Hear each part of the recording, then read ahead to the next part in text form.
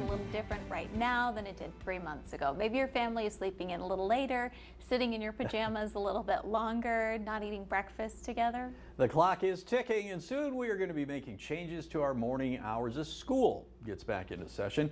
Hauser from Red Door Pediatric Therapy is with us today to help make that transition smoother. Welcome back, Haley.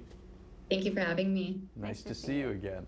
Let me ask you this. You talk about a morning routine, and we're going to get into specifics, but are we talking just for children here, or are we talking just about anyone that should have a morning routine? I mean, it can be for anyone, but specifically we're going to talk about kiddos today. Okay. So we can focus on the family today, but I think it's true that even adults struggle with this sometimes, and we can see the benefit in it. So maybe let's start by talking about why should we be focusing on the morning routine? What do you think is so helpful about that? Yeah, it's important to really focus on what needs to be done. Mornings can be busy. So morning routines help children get up on time. Starting as early as 1, we can start establishing some type of routine that helps them with knowing what expectations there are and just understanding what they need to do and get done. It much promotes that positive mood and behavior in the mornings as well. You talk about various things here, preparing for your children for the time demands. What do you mean by that? Yeah, so in the mornings, we have a specific amount of time we need to get ready and be on time for school and so forth. So morning routines really help a kid stay organized and understand what's coming up and what needs to happen in order to get to where they need to be on time. Well, on that note, you're going to need some cooperation with your children on those time constraints that you have. So that alone, it sounds like, can be helpful in helping them practice that participation, right? Right, absolutely.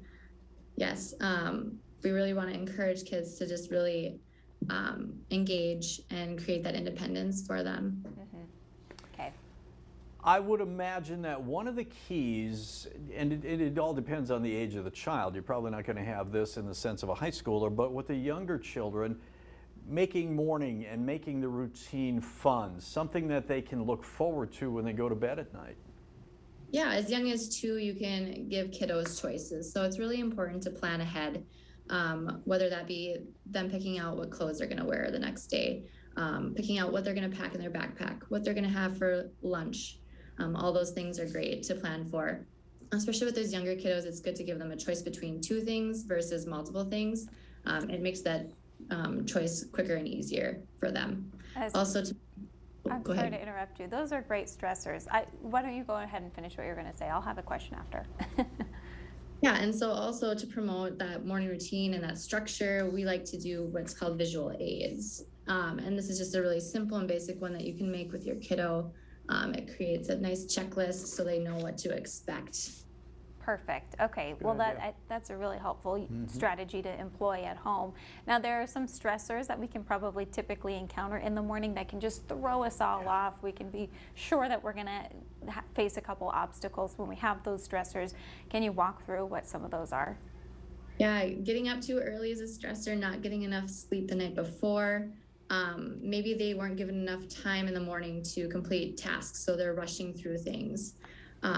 Also, if we have siblings in the house, we have to share spaces. So sharing the bathroom, sharing the kitchen can also cause that additional stress. What about moods? You know, some kids wake up, they're bright and cheery, and the next morning, it's doomsday. How do you deal with a child maybe that's not in the best of moods? Yeah, just being really positive yourself. Not everybody is a morning person. So just being encouraging, saying good morning, maybe spending some time together and cuddling or giving them a hug, maybe playing some music in the morning to get their body up and ready to go for the day. Good idea. So your advice for that, it sounds like, take some time to get to know each child and your family. Maybe they're responding to those morning hours a little differently, and then you can tailor your time in the morning, kind of budget that correctly, do you think, to suit what they need? Yeah, absolutely. It's recommended that when you have multiple siblings in the house that you would wake up the youngest child, get them ready as they're dependent most of the time, and then spend some time with your other children as well, waking them up individually, giving them that time and space that they need.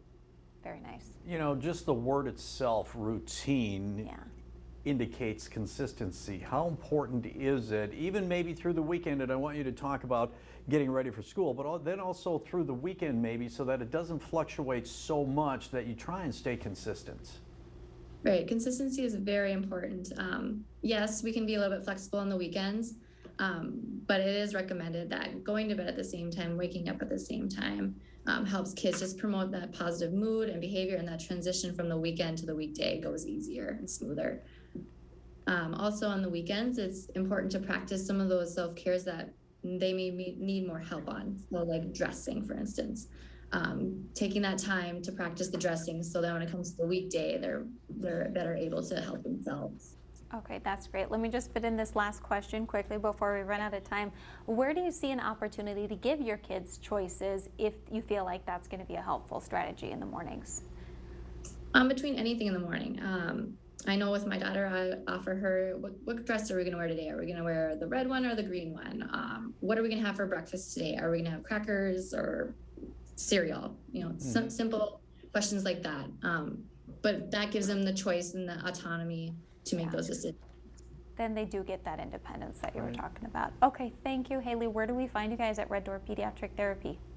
Yeah, you can find us in our Bismarck, Minot, and Grand Forks locations, and we actually added a Beulah location as well.